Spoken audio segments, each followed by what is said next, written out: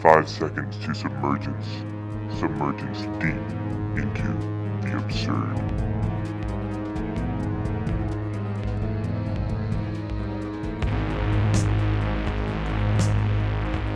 All right, everybody, we have the left brain mystic, Alex Tobert. He is the author of the Left Brain Mystic Substack. Highly recommend you go check it out. And he is the author of the book, The Paradox of Self, or the Self Paradox Between Illusion and Harmony, which I believe is written in German. Is that correct? I translated that title. Okay. Very well translated. I use Google Gemini, so. All right, perfect. All right, well, we'll get right into it. So I first wanted to ask you, why Left Brain Mystic? Why did you name it that? I think it just perfectly fits what I'm trying to do, right? I'm coming from this left brain kind of thinking, so I try to always reduce and analytically deduce logical patterns that I see. So I love science and I love finding out the why behind stuff to build a world model in my own head how things work, essentially. And this is left brain kind of thinking, but I noticed that a long time I essentially only focused about the mechanics behind everything, and the meaning got pushed to the side. I thought I'm an absurdist or a nihilist, so I don't need it. And well, this worked fine for the time I did this, but I kind of catched myself not actually believing what I think I thought I believed. So I realized that I am still believing in something of a purpose in the universe, right?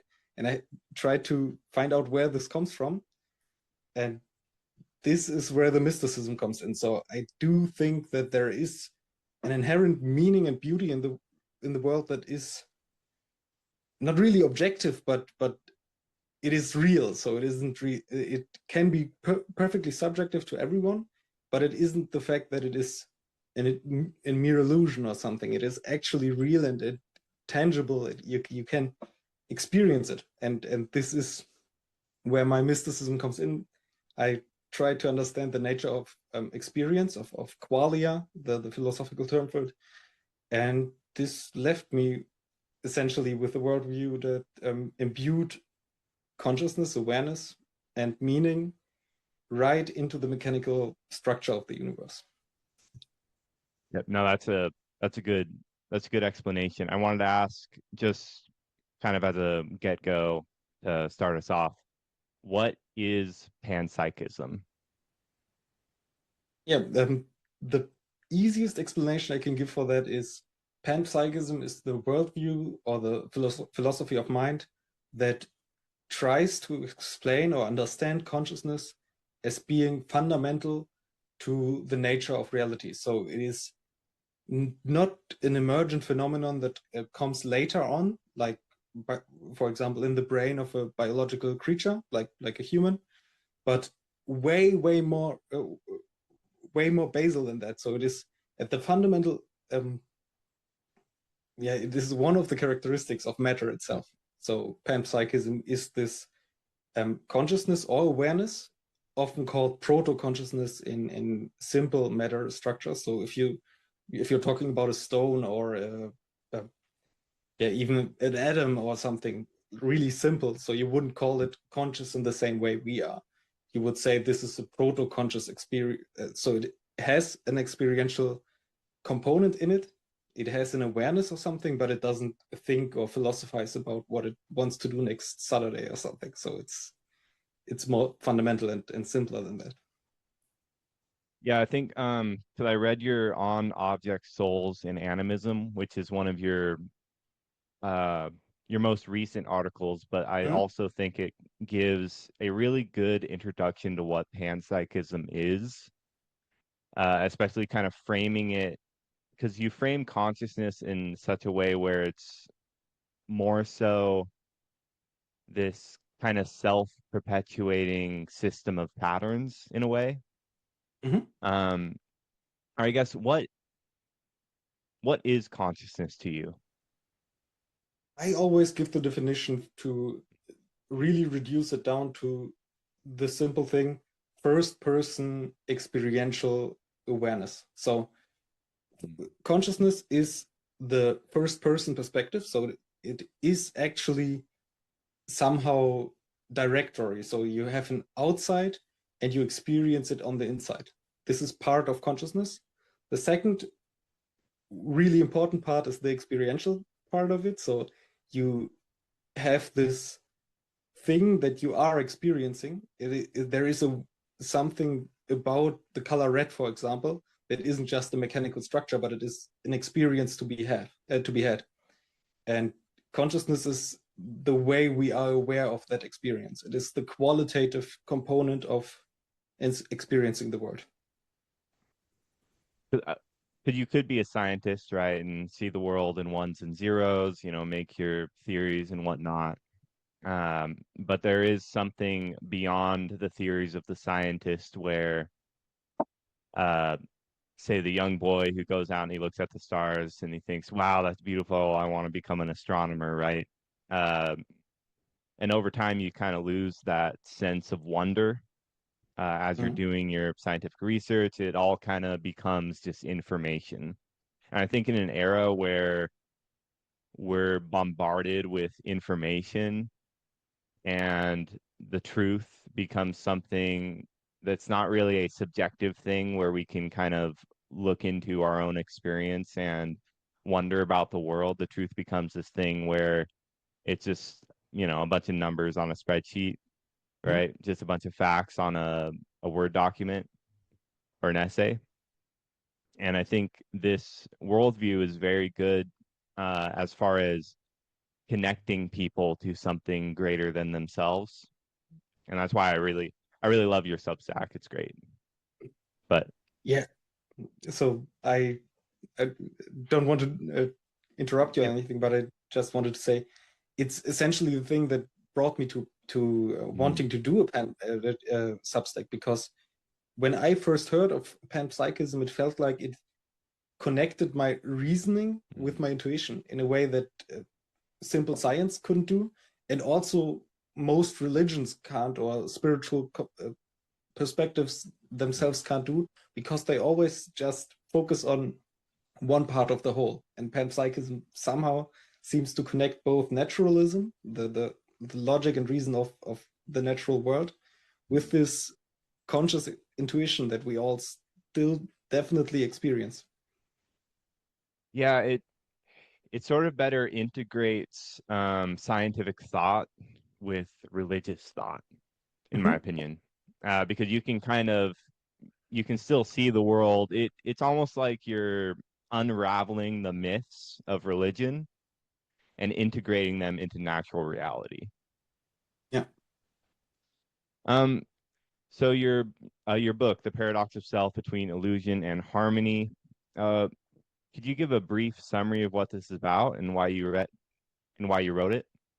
Sure. It's actually a book I wrote even before I became familiar with panpsychism, so it isn't really about that. It's more about us experiencing the world in the complexity of nowadays society. So I start with philosophical perspectives on from essentially from religion to climate change and the self, how I think that morals are subjective, and most of essentially, no, not just most, everything in the universe seems for me to be predetermined in a way that is deterministic. So I wanted to give this worldview that explains our life in a way that makes sense independently of where you come from. So it is essentially sharing my perspective on the world in a way that might help other people to find their own opinions without forcing them to believe anything I say. And this was the idea of the book, and it essentially is a 12 chapter based collection of individual chapters that all together form a worldview that is about understanding other people and their journeys. So understanding why people believe differently than you, how you can have a philosophy that integrates suffering and problems in the world and still find happiness. And finally, and this is where the book title comes from, I wanted to understand myself, and by that write a book and explain it, where the self fits into this world. And it is so fascinating to look into the psychology and neuroscience behind the self, because once you really look at the data, and just scientifically, as I said, I wasn't aware of panpsychism at the time that I wrote this book. Just scientifically looking at the self, you realize that it isn't really one thing.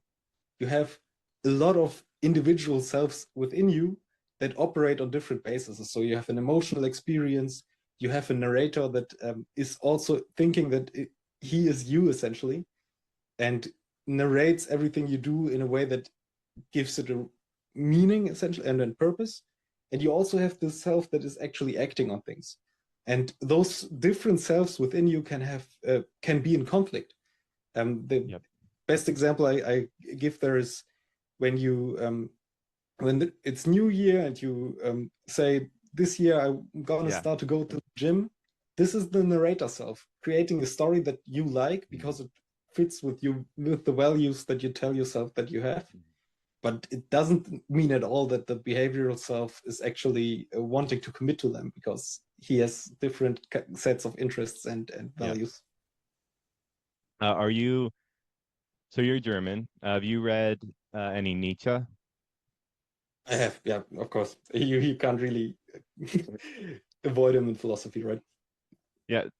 So you read him in the original German then, huh? Yeah, true. I have only written his like two of his works completely, but most of the things I generally I in general try to save time. So I often we have an app called Blinkist, and it's just summarizing books. And I really love to read a lot of things, and so to save time, I often read the summaries of them. Yeah, I got to start doing that. It's like, you'll spend like way too much time reading the whole text, Perfect. Well, I just wanted to say, you were saying this stuff about how we have these competing selves, and it kind of made me think about Nietzsche and how he talks a lot about the will and how there's this will to power. And a lot of that is that within ourselves, there's these different competing wills, right? And he says that free will is a mythology. There's only weak and strong wills. And I think what he meant by that is that, we have this, right, your narrating self, the self that says what you want to be or whatever. Then you have your behavioral self, right? And these different wills are competing against each other. And in a sense, when one overtakes the other, that's the thing that you end up doing, right? So I kind of wanted to ask, as far as your opinion of free will, because I know you've kind of talked about panpsychism in relation to determinism and the free will, and I kind of wanted to ask, where is free will's role in panpsychism, and is panpsychism a deterministic viewpoint? So panpsychism doesn't have to be a deterministic world model, but I understand it as such, especially because I focus so much on the kind of physical understanding we have of the world so far, and everything within the physical understanding we have, the general relativity laws are understood to be deterministic. So we have quantum physics, and this can be potentially random in some interpretations, but even quantum physics has non-random interpretations. And even if we have randomness, it isn't really clear how randomness allows us to choose consciously. So if our choices would be random, they wouldn't be free, right? So just looking from the science point of view, you end up with something like determinism. But I wanted to still understand why it feels the way it does, actually feeling to be agential. So we are agents that seem to be able to make choices. And whether those choices are free or not, I can put to the side for a second. I just want to understand why they feel free. And I think I came to a similar conclusion as Nietzsche. It is a struggle between different hierarchical powers of will, essentially. And I don't know if you read my piece called Thelema, the I have not. true. It's a work that is essentially explaining how true will is a concept that is something that is used in neo-spiritualism. So it is, I think, from Crowley, and he's like a spiritual leader of the 1920s or something. I don't quote me on that. I don't know Yeah. exactly when, but it is a really interesting structure because he also, similar to the Sethian materials, is a person who has claimed to have tapped into a higher conscious being that dictated him everything and told him how the world works. And he created this occult belief system, essentially, that is saying the only law in the universe is do what you want, do what you will. And this is the only law that exists because everyone is always constantly just following his own will, essentially. And Yep, exactly. if you look at it this way and then integrate it in a panpsychist worldview, right, you realize that you have to expand will to all kinds of matter. So everything in existence, even a stone, if you drop a stone from a table and the stone falls down, it acts. It is an action of an awareness of a conscious being in more broad terms. Yep. And so it actually experiences what it does, and it has to experience that through some kind of intention. So it has to have an intent behind every action. If our own actions are determined by scientific laws, by natural laws, I'd say, and we still experience them as being chosen, so does everything in the universe essentially have to experience its own actions. And this is such a fascinating kind of understanding of will, because it completely flips the script on determinism. It isn't the fact that our choices are determined and we can't change them. It is that what we choose is what is determined. So our intention is part of the natural law. And this. So yeah, because in this worldview, it's kind of, in a way, it's hard for me not to see it in a pantheistic world, like from a pantheistic point of view as well, because I feel like panpsychism and pantheism are highly integrated. But the way that I'm thinking about this right now is that it's not necessarily deterministic insofar as everything in the universe is making decisions in a like sort of synchronicity with one another. So we're all kind of making these decisions in unison with one another to the point where the whole thing is making all these decisions. Mm-hmm. Does that make sense? It's kind of like we're all like working together in a way as we're making all these decisions, every rock, every atom, every person, every book, et cetera, et cetera. We are working together, but I would also add the Yep. fact that two individuals can have differing wills and opinions. So Yes. in this sense, even we explained it that even in ourselves we can have different selves with different wills, essentially, and one wanting this and another will wanting something else, and those have to compete with each other, and the stronger one decides it. But it isn't a winner takes all system. It is actually proportional. So we see it in natural law again with gravity. So a bigger planet chooses can choose the path essentially of a smaller moon, but it isn't the fact that the moon doesn't have any saying in how they dance together, but the moon actually influences the bigger planet too. So there are a tug and pull of both wills essentially, and they are proportional to how strong the force behind them is. And this is the kind of system we see everywhere. So if two people are in a dispute of anything, the one with the stronger will and the bigger means essentially has more to say, but the other one can still put his vote in where their direction goes. Yeah, it is a system that cooperates and interacts in this way. And I also agree that it is essentially, if you go up the scales, ending up somewhere pretty close to pantheism. Because if every kind of combination and interaction of matter creates a new system of conscious experience, the highest conscious experience is the universe, and thus you can essentially call it God, because it is everywhere and includes every force and is also conscious experience, all-knowing, exactly. And this is interesting because it says that everything that happens is also the will of the universe by extension, right? Yeah. And what I would still add is the point that I think every choice now is determined insofar that it is causally determined.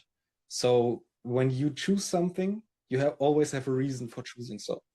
And you didn't decide, you didn't choose the reason. So when you go buy an ice cream and you buy a specific flavor, let's say vanilla or something, then it isn't the fact that you could have freely chosen any ice cream. It is the fact that you are of a specific nature, having a specific taste, and like vanilla ice cream more than every other ice cream.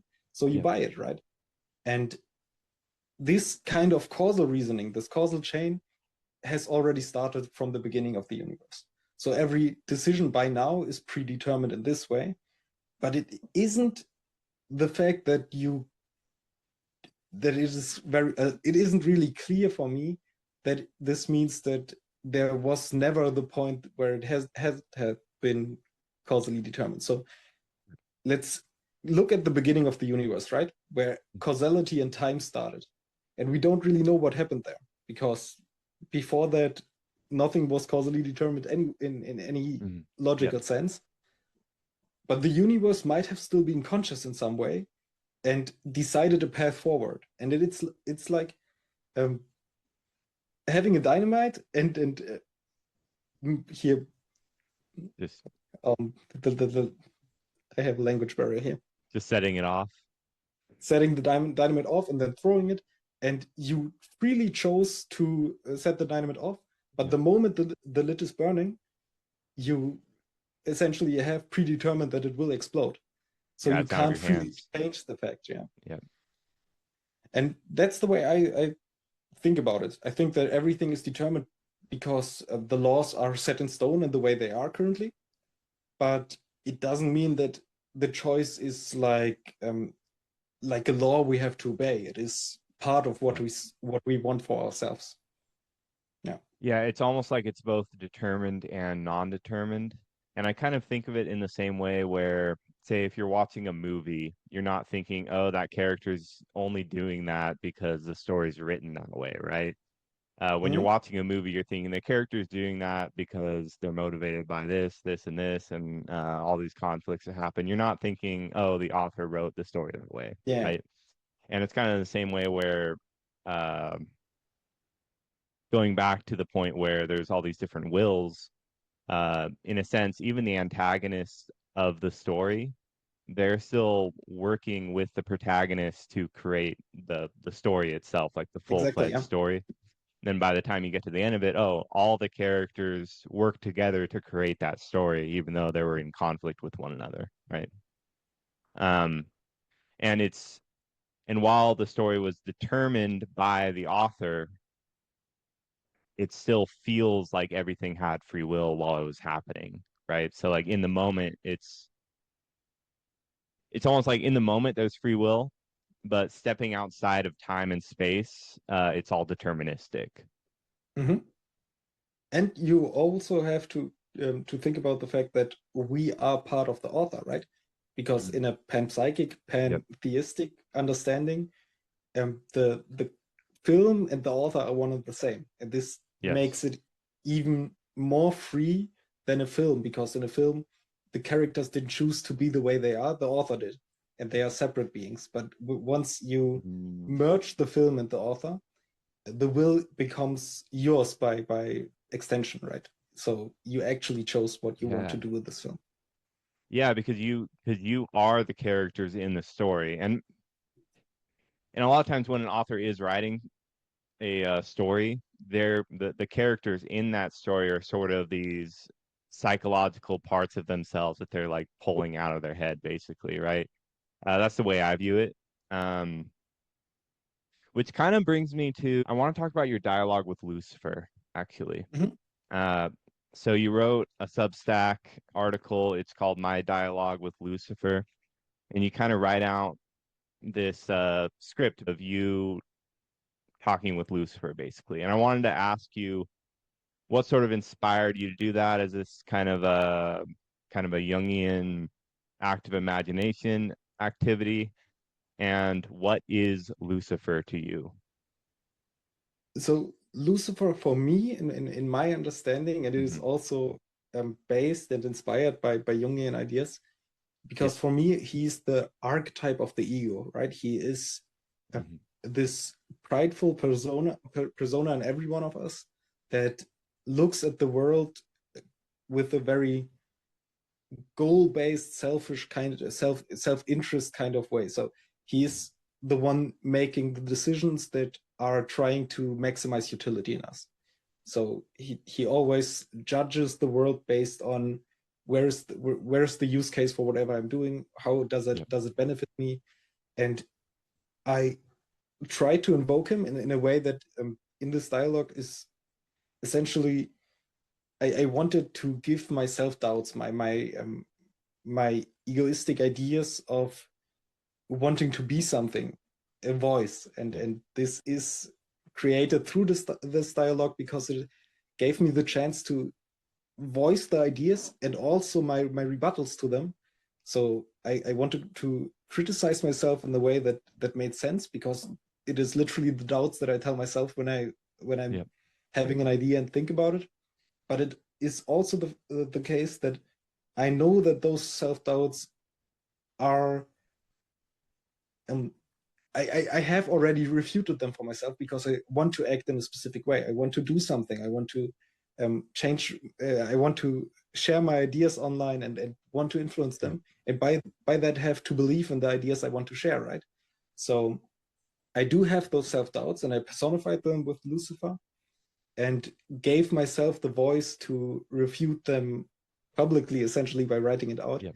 and giving both sides of myself a voice and playing it out through this dialogue. So this is the inspiration. Yeah, because it kind of seemed like the Lucifer that you were channeling there was sort of this character that was totally self-focused. He didn't believe in forgiveness. He didn't believe in like light or like anything like that. He's just totally reptilian. Hey, let's just get what we want in the world. Let's not worry about forgiving other people. Yeah, whatever. They're all sinners. It doesn't matter, et cetera, et cetera. And then you coming in as, say, the light that forgives, that loves. Um, and I also wanted to say that later on, after the dialogue, you were saying something along the lines of, "Hey, let's democratize access to the divine." In such a way where everyone can, say, be a mystic if they want, right? Everyone can access God, for lack of a better term.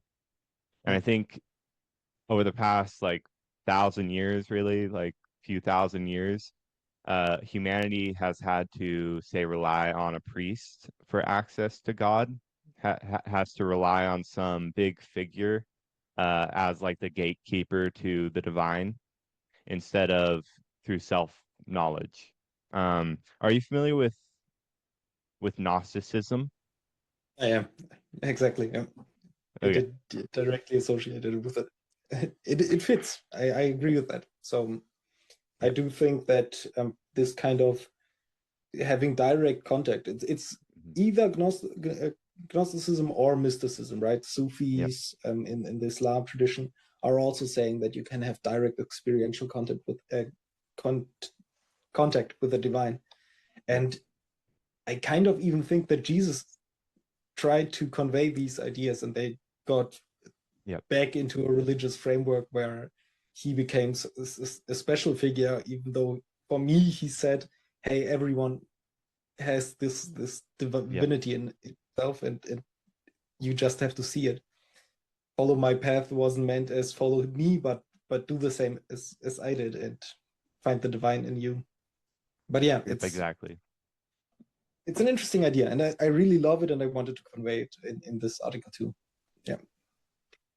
Yeah, and like how do people start to, so I feel like from your point of view, to start to democratize the divine, you can do that through panpsychism in a way.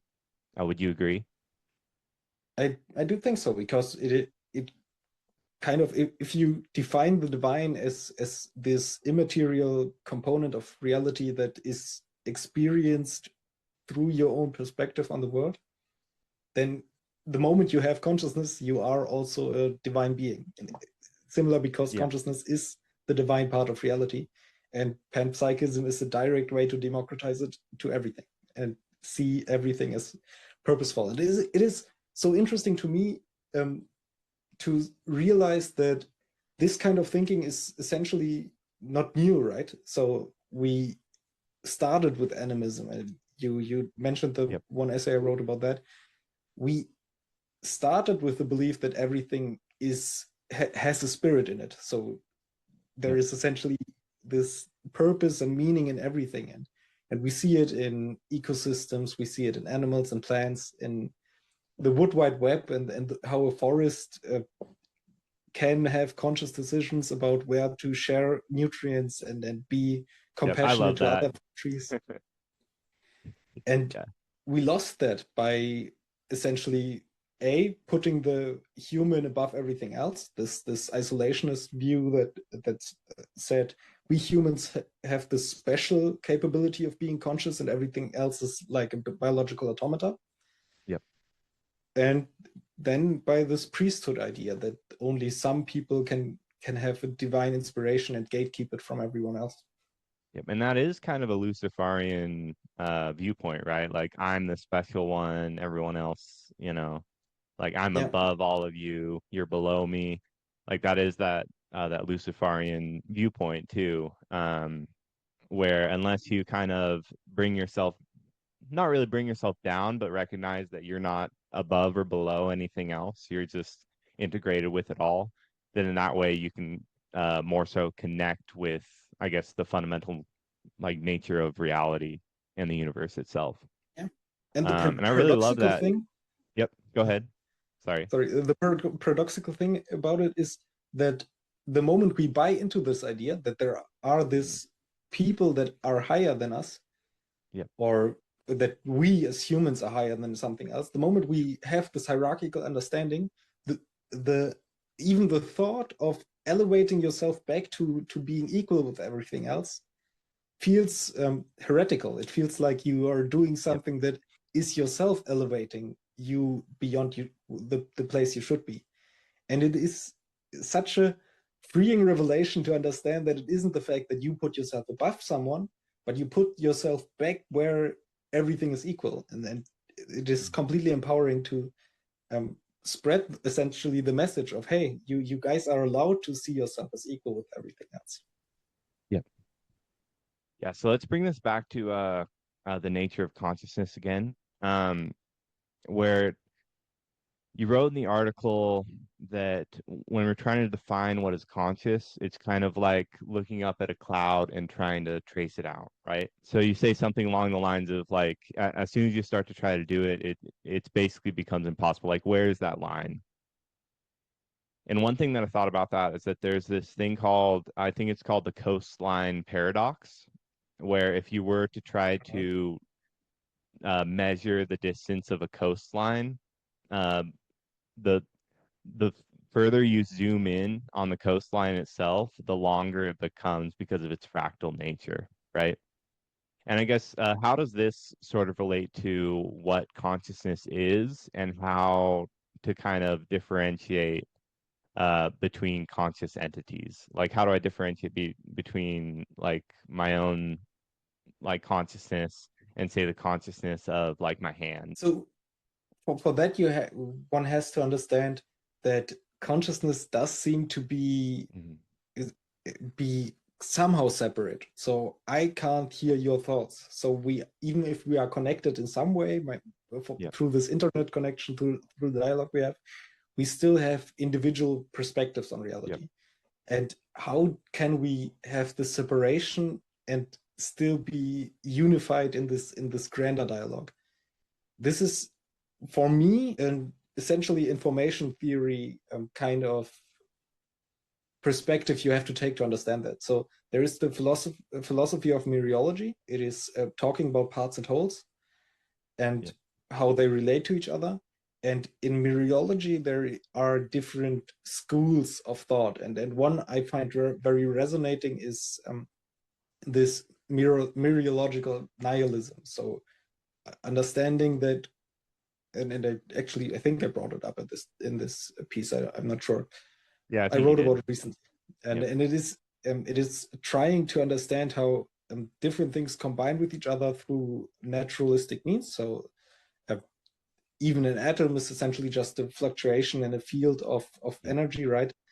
And by that, we still have to understand if everything is just a fluctuation, if everything is an ocean of waves and we are just one wave in it, why does this one wave feel separate from another wave, even though they are the same? And in information I really love that theory, analogy there when you were talking about, hey, try to like look at waves and start counting them, and like it'll end up being impossible. But yeah, exactly. Yep. And another very famous analogy is this whirlpool thing, that you can have the structure inside a sea or ocean or whatever, and the structure is contained in itself, but still is just water. It is still the same thing as everything else. Yeah. And this is why the pattern view of thinking is so useful, because I'm sure you're familiar with Theseus-ship, this idea that when you exchange one plank and after another until you completely change the entire ship to be out of completely new parts, and then you assemble the old parts into the ship, which is the original ship of Theseus, if you essentially recreate it. And this paradoxical nature is something that we see in ourselves, because of course every time we breathe we exchange atoms and integrate new ones, exhale old ones, and we eat and use the building blocks of that and integrate it into it. So we are, as I think some estimates say, that most of our cells are exchanged once every 7 years. So every 7 years we are essentially a completely new being. As far as I know, it is just an approximation, because there are some cells that are really longer term. So for example, your bones, right? They don't exchange every 7 years, but the general thing still holds. And we still perceive ourselves throughout the 7 years as being one the same. So we have this perspective of self that seems to stay the same, even though we completely change our building blocks. And in information theory, there is this concept called IIT. It's information integration theory, and it explains how we can have some kind of system that has a consistent perspective on the world based on the amount of information it integrates. So there is, you can understand it in the way, when you collect information about your environment and funnel them into one point, this one point of experiences a lot of information about the surrounding environment. And by experiencing so much, it becomes extremely conscious about its environment. It becomes extremely aware about all the information. Yeah. And every place that is incredibly dense in information processing is a place that is essentially like a wave. It is the peak of its surrounding, and by that perceives itself as one conscious point that is separate from everything else. It doesn't mean that there is a hard boundary, but it does mean that this point is elevated in its awareness so much that it experiences itself as separate from the rest. it is a fluid progress. It is exactly like your coastline paradox. So you can, if you zoom out enough, see a clear coastline. You say, oh yeah, this is where it goes. But once you zoom in, it becomes fuzzy again. But this fuzziness is something that is for us macro beings. We are myriads of cells. It is so zoomed out that we see it as a hard border. Yep. I'm not No, sure it's like if I explained it good, but no, you did. It's it's like, and even thinking of light waves, right? Like every wave of light is a single wave, but if you're looking out at a sunset, you just see, yeah, the whole, every like myriad of light, right? It's there's no waves, you can't see the waves. It's just you just see all the light everywhere, touching every single little piece of matter, right? So you said this quote, you said, quote, consciousness isn't something we have, but something we do.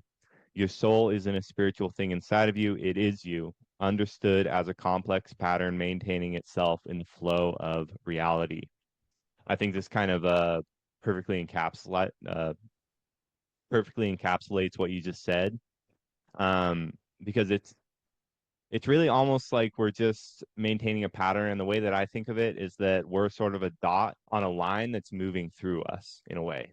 And we're just keeping that pattern alive within that dot while the line moves through us. And the line being like time, reality, experiences, etc. But we're still maintaining this pattern of Gregness or this pattern of Alexness, uh, or whatever that essence is within us. And I really like that. And I also like how that relates to your idea of reincarnation. So I guess I'll bring that to you. What is reincarnation in your point of view? So since we are essentially a pattern Yep. of existence that maintains itself, the moment we die, this pattern dissolves, but the parts of us that created this pattern don't go into nothingness. They just like a wave that foams up on the coast and seems like it disappears, the water is still there. And the same pattern can emerge again, essentially. I'm still not, I'm essentially open on it, agnostic about it, because I don't have an experience of being reincarnated in some way. So whenever someone asks me if it is possible that essentially the same soul emerges again and the same pattern emerges again, I don't know. The naturalistic inclination I have is that once we dissolve, our pattern dissolves by dying, parts of our consciousness. So this pattern is made of conscious material, right? So this conscious material can reincarnate into new patterns. And I think this is more likely, just as an explanation. So we won't die in the sense that we stop being consciously aware, but we reincarnate as part of a tree, part of a dog, part of the ground we are part. And who knows, the universe is vast and wondrous, so who knows, maybe all those parts will in 100 years magically again form a new pattern that is the reincarnated version of you.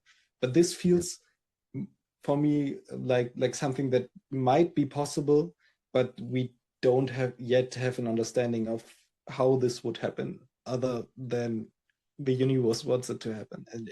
And this is always an explanation that is possible. But yeah, so reincarnation for me is simply one pattern stopping to exist in this way and re-emerging in different patterns around it.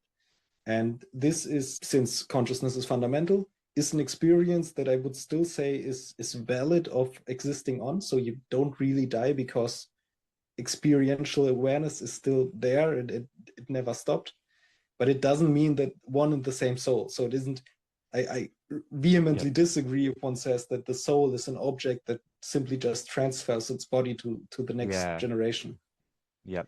It seems more like this spirit particles can recombine in different ways. And this is more the kind of understanding I have. Well, it's kind of in the same way where, so I kind of think of the metaphor or like the expression that a lot of people say where they're like, oh, they're just not on my wavelength or whatever, you know. Like in a way, like you can think of reincarnation in such a way where it's not like your soul is moving into a new body in the future. It's more like the, I guess, your wavelength or the pattern of consciousness that you have can kind of reassemble within a new person down either in the future, in the past, or even in the present, right?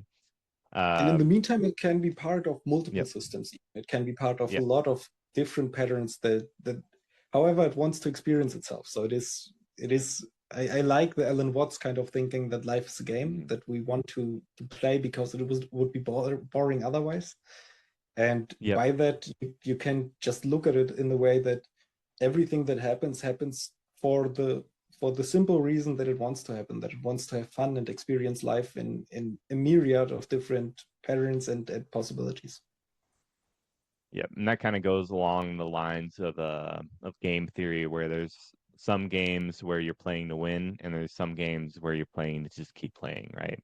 And life Yeah. is the kind of game where ideally you should be trying to play to keep playing, not play to win, right? And I think that's that Luciferian point of view would be, hey, life is there so that you can win, so you can dominate, so you can get all these resources and have them to yourself. But from say like I guess a better perspective is, hey, we're living life so that we can live it, so we can enjoy it, so that we can see the sunset, at the top of a mountain, et cetera, et cetera. Yeah, Um, and I mean, just naturalistically, yep, you also have this point that essentially whenever you breathe, you exchange material. So yep, when you maximize the well-being of the current pattern you are in, you're also minimizing the well-being of other things in a way yep, because you gather those resources. But this is so short. It is essentially the result of short thinking or short time thinking because you might end up as one of the different patterns you are currently abusing essentially. yep, And yeah, it's really helpful to have this unified look at everything because you always think because you stop differentiating between your pattern and the patterns around you because they are all the same. I don't know if you're familiar with Michael Levin. He's no, a biologist studying intelligence and studying okay, how systems can show intelligence. And some of his most recent work is essentially demonstrating how even a single cell in our body, so a single skin cell or something, is full of intelligent decisions it does on a day-to-day basis. yep, So does it open or close specific channels to let in some nutrients and yep, leave out pathogens and how it manages all this. And it is an incredibly intelligent and somehow conscious machine because those decisions have to be um, yeah decided on. So if consciousness has any purpose, then it might most likely is the purpose to uh, decide between alternatives, simulate in the future and think what kind of reality is the one I want and how can I achieve it. So it's intelligence is goal based, and if you have a goal in mind and can understand the implications of your decisions, you can play out different alternatives. And Michael Levin describes this wonderfully by showing how even cells or individual parts of us have this own awareness and intelligence making decisions. And once you understand that even a single cell is essentially a conscious being intelligently trying to maximize its own goals in life, then you realize that we aren't one individual, we aren't one object, but we are myriads of them combined. And mhm, if you appreciate the thought and really integrate it, you start to understand that this means that we ourselves as one individual human are on a different scale just a cell of the entire humanity, right? yep, So there is this humanity being that is also operating as one conscious awareness and not realizing how a single human is not more than a single cell to us. This is the kind of way that it aligns with the scientific data. I would say it yep. aligns with what we understand of the reality and still integrates this purposeful, meaningful understanding of consciousness that we experience every day. Yep, it's kind of, I mean, because from that point of view, we aren't just the sum of our parts, right? We're something beyond the sum of our parts, right? Because like we have all of our cells and et cetera, that make up us, but then we're also more than just a combination of cells, right? And in the same way, I think you can almost make the argument that the universe itself is alive, kind of what we were saying earlier with the universe being conscious. But I did read this article like many years ago that really brought me onto the idea of panpsychism. I can't remember the name of it, but it sort of explained how, uh, like moving out from cell, like just like what you're saying, where moving from the cells in combination with your body, you have this human, and then humans are cells of the all of humanity. And then you bring yourself to say, okay, well, there's all these planets with life on it, and then it makes up this whole universe, right? You can kind of fractally work your way up. And in that way, the universe itself is a living thing. I kind of wanted to ask, could you kind of mention this thing with this river analogy? So, do rivers reproduce? Not in the way biological life does, but in a way of fractal Yep. self-similarity. So Yeah. they reproduce their pattern, but on a lower scale. You can argue that they reproduce in a way that is like less multiplying, but Yep. one-to-one. So a river can evaporate water, and this water will fall down again and maybe create some river somewhere else, but it is one-to-one. It isn't a self-replicating system in the way biological life is. Because you said, quote, the river's awareness of its environment manifests in how it responds to and shapes that environment. Its memory exists in the channels it has carved. Its agency appears in how it actively maintains its pattern through constant interaction with its surroundings. I thought that was a beautiful way to just exemplify how everything is sort of conscious, everything is sort of living in a way where there is this self-replicating sort of almost Darwinian evolution to things, right? Where like even with man-made objects like a mouse, right? We make a mouse and then the mouse works, and so the mouse gets to live again, right? Because or reproduce in a way because we make more mouses. In the same way where I think of, say, if you own a cattle ranch, right? The cows on the ranch, they continue to live because humans keep like ranching them, I guess, right? Things sort of live and reproduce as far as there's this multiplicity of things that factor into you being able to exist. Mm-hmm. So I wanted to ask, yeah, go ahead.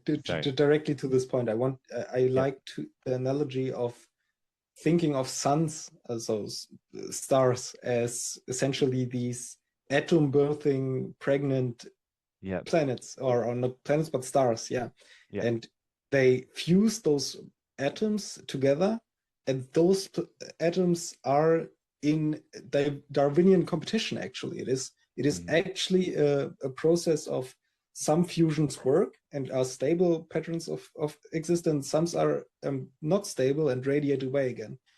So the most stable kind of matter patterns are reproducing or not really reproducing, but are accumulating in the star right until the death of the star, and it's bursting out the supernova of new matter. And those atoms can then create new stars. So it is actually a selective pressure of the nature that shows that even things we think of as dead matter are somehow reproducing and complexifying in a way that is very similar to life, and led to life in the way we experience it today, because we are all made of this star material, right? We are made of the atoms that are created in the sun. Yep, exactly. Well, I mean, people are thinking that life is something that's separate from like everything else in the universe. Life is totally different than rocks and stars and et cetera, but we're literally all made up of the exact same materials, right?